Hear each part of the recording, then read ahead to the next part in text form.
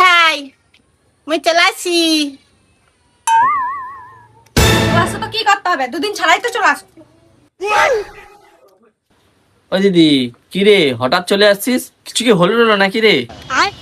আরে কি বলবি, ননদের জ্বালায় থাকা যায়নি। হ্যাঁ ঠিক বলছো, প্রতিটা ঘরে ও একই সমস্যা। আর বলিস নি, বৌদি ভাই ঠিক বলছে, ননদ গুলা জ্বালায় আমি আর টিকতে পারিনি, আমি ছেড়ে ছুড়ে যা পিলাচ্ছি। কি গো, ব্যাগ পত্র নিয়ে আসছো, কদিন থাকবো?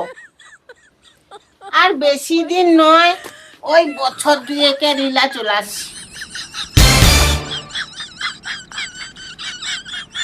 আর বলনি বৌদি, ননদরাকে বিয়ে দেয়নি যেন জ্বালিয়ে পুড়ি খারে, যতদিন না বিয়ে দেয় শান্তি নেই।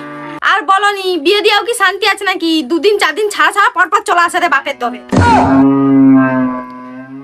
আচ্ছা দিদি, তুমি যে একদিন থাকবো বলো র, তাহলে তোমার এ ঘরে তাদের দেখাশোনা কে করবে, রান্না বান্না কে করে দিবে?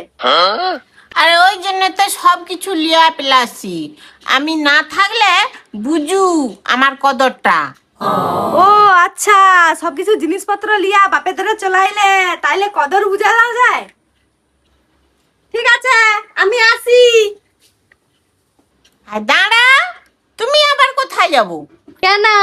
ওই যে মুইও ব্যাগ পত্র লিয়া চল যাই বাপের ধরে 2 বছর থেকে, কদর বুঝাবো।